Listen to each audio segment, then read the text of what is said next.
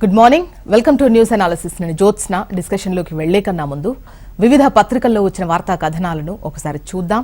తెలంగాణ వార్తా పేపర్స్ చూసినట్లయితే ముందుగా ఈనాడు.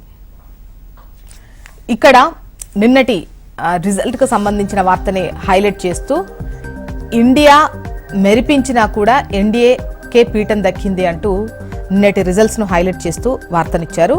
240 సీట్లు బీజేపీ గెలుచుకుంది, ఏకైక అతిపెద్ద పార్టీగా అవతరించింది. అయితే మ్యాజిక్ మార్కును దాటిన ఎన్డీఏ కూటమి కేంద్రంలో మూడోసారి సర్కారు ఏర్పాటుకు రంగం సిద్ధం.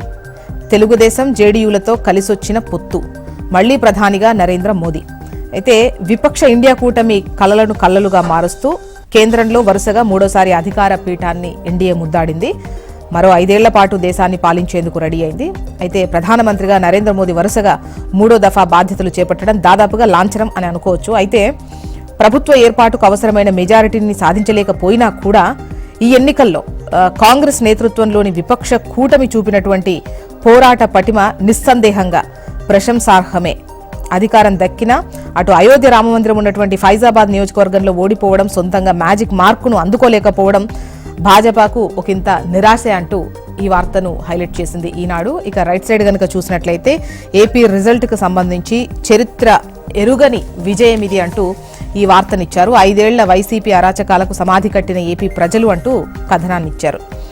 ఇక సగం సగం అంటూ ఇటు తెలంగాణ రిజల్ట్కు సంబంధించి కాంగ్రెస్కు బీజేపీకి 8 సీట్లు సాధించినటువంటి విషయం మనకు తెలిసిందే కదా. స్థానాలు లోక్సభ ఎన్నికల్లో బీఆర్ఎస్ అయితే ఖాతా తెరవలేదు.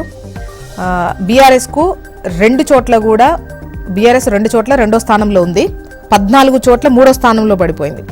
కారుకు ఓట్లు తగ్గిన చోట అటు కమలం పార్టీ లాభపడింది అంటూ ఈ వార్తనిచ్చారు. నల్లగొండ కాంగ్రెస్ అభ్యర్థి రఘువీర్కు తెలుగు రాష్ట్రాల చరిత్రలోనే అత్యధికంగా 5.5 లక్షల మెజారిటీ వచ్చింది. ఎంఐఎందే హైదరాబాద్ మళ్లీ కంటోన్మెంట్ ఉప ఎన్నికలో హస్తం జయకేతనం. ఇక పర్సంటేజ్ వైజ్ చూస్తే కాంగ్రెస్కు 40.10, బీజేపీకి 35.08, బీఆర్ఎస్కు 16.68, ఇతరులు వచ్చేసి 8.14% ఓట్లను సాధించారు ఈ లోక్సభ ఎన్నికల్లో. నెక్స్ట్ నమస్తే తెలంగాణ చూద్దాం.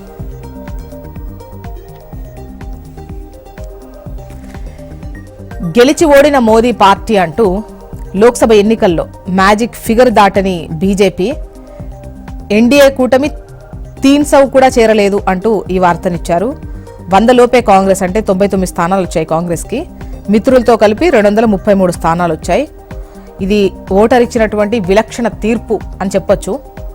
ఏపీలో టీడీపీ కూటమి ఘన విజయం సాధించింది. జగన్ భావోద్వేగం, రాజీనామాను ఆమోదించిన గవర్నర్, ఒడిశాలో ఓడిన నవీన్ పట్నాయక్ శకం, తెలంగాణలో జాతీయ పార్టీలకే దక్కిన ఎంపీ సీట్లు, కాంగ్రెస్ బీజేపీలకు చెరో 8, హైదరాబాద్ మజ్లిస్కే బీఆర్ఎస్కు దక్కని లోక్సభ స్థానాలు అంటూ నమస్తే తెలంగాణ ఈ కథనాన్ని ప్రచురించింది.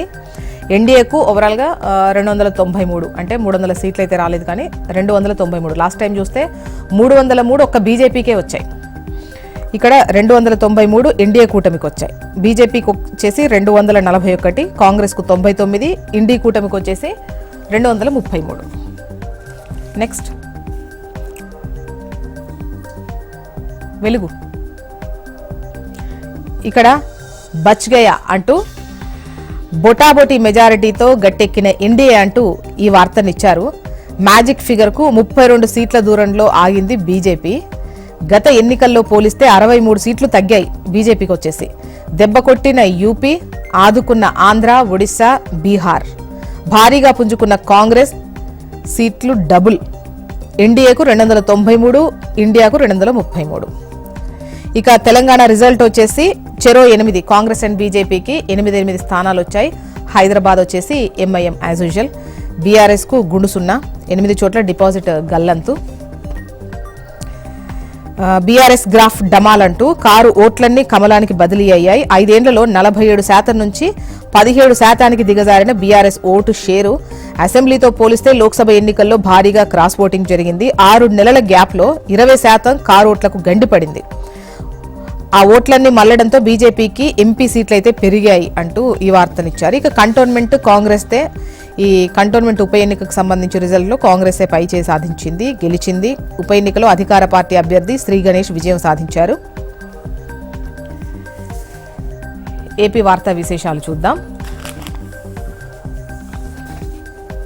ఈనాడు చరిత్ర ఎరుగని విజయం అంటూ ఈ వార్తనిచ్చారు. 5 ఏళ్ల వైసీపీ అరాచకాలకు సమాధి కట్టిన ప్రజలు అంటూ ఈ వార్తను ఇస్తూ ఇండియా మెరిపించిన ఎన్డీఏకే అధికారం దక్కింది అంటూ 239 సీట్లు గెలుచుకున్న బీజేపీ మరో 2 చోట్ల ఆధిక్యంలో ఏకైక అతిపెద్ద పార్టీగా అవతరణ, మ్యాజిక్ మార్కు దాటిన ఎన్డీఏ అంటూ కథనాన్నిచ్చారు.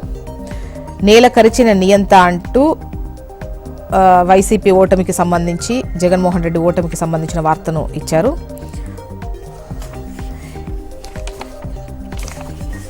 ఏం జరిగిందో దేవుడికే ఎరుక అంటూ రిజల్ట్ తర్వాత ఫలితాల అనంతరం సీఎం జగన్ మాట్లాడినటువంటి విషయాన్ని ఇస్తూ ఏం జరిగిందో దేవుడికే ఎరుక అన్నటువంటి లైన్తో ఇచ్చారు. ఎన్డీఏ నేతలకు శుభాకాంక్షలు తెలిపారు. ప్రజల తీర్పును స్వీకరిస్తున్నామని అన్నారు. నెక్స్ట్ సాక్షి